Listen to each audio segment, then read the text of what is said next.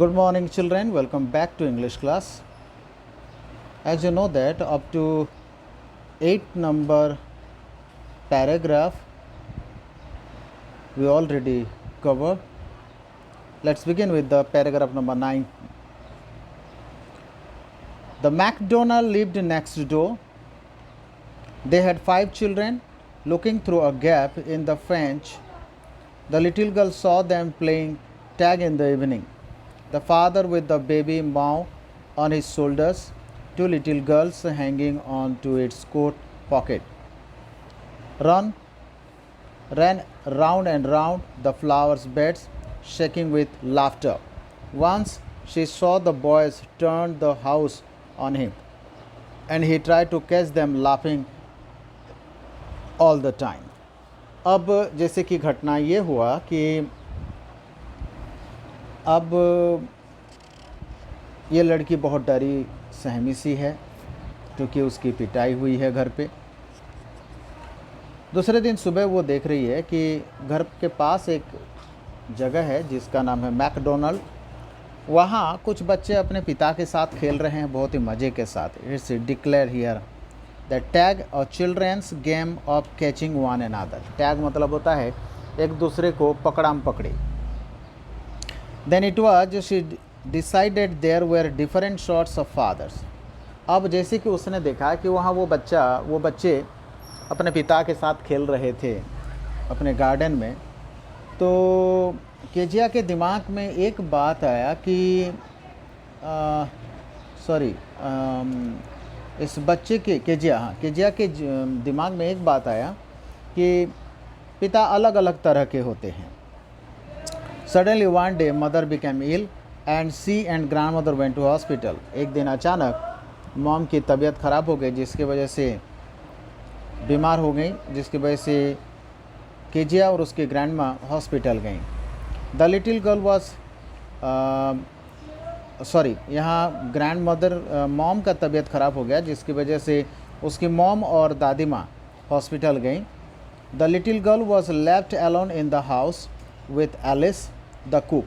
अब ये छोटी सी गुड़िया अपने घर के कुक के साथ अकेली घर पे।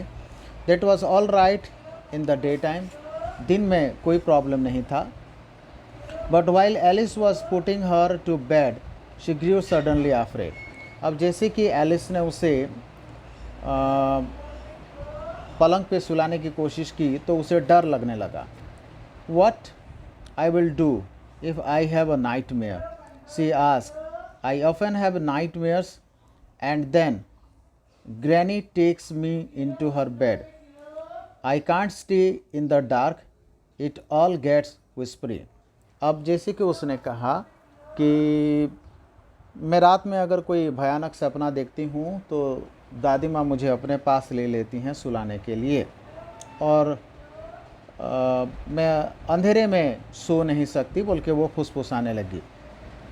You just go to sleep child said Alice pulling off her socks and don't you scream and wake your poor pa.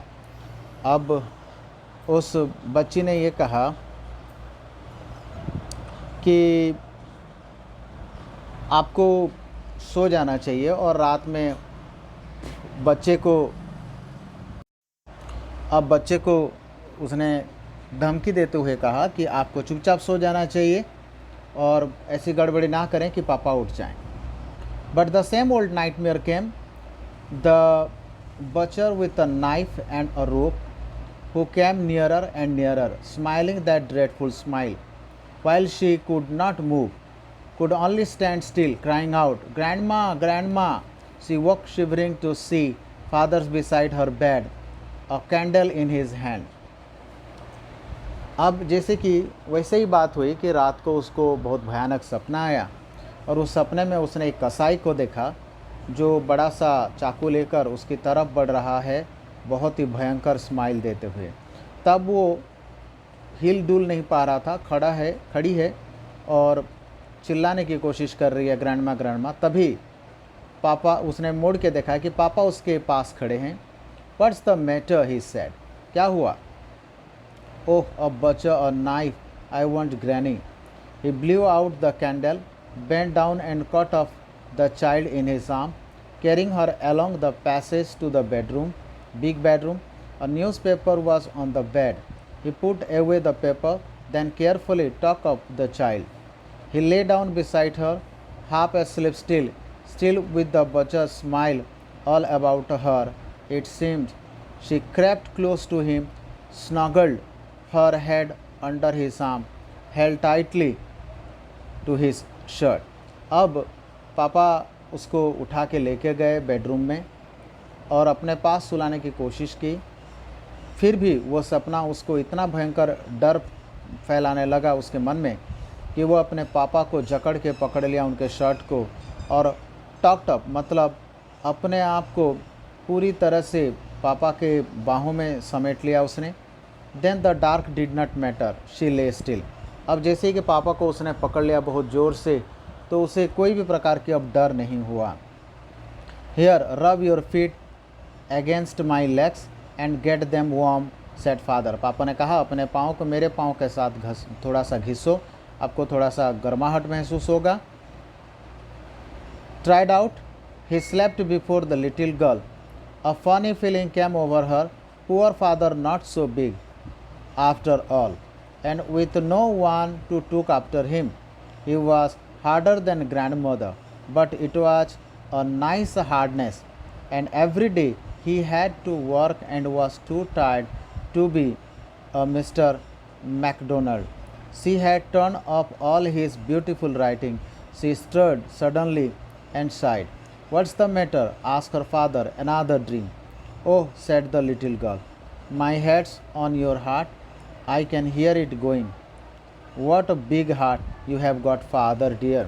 अब ये बच्ची अपने पापा को समझने लग गई और इसे ये समझ में आया कि मैकडोनल्ड के पापा जैसे थे ये वैसे नहीं है, पर इनकी जो स्वभाव है, इनका जो भावनाएं है ये बहुत ही अलग है और ये मेरे लिए बहुत ही अच्छी बात है क्योंकि ये सोचने लगी कि इसके पापा भले ही बहुत सख्त लगते हैं पर अंदर से बहुत ही नरम है।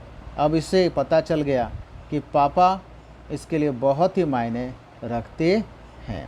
सो dear guys, this is the story of a little girl who is always afraid to her father, but the situations when came in that situations she is able to understand the feeling of a father and the emotion and the passion of a father. So thank you guys, have a great day.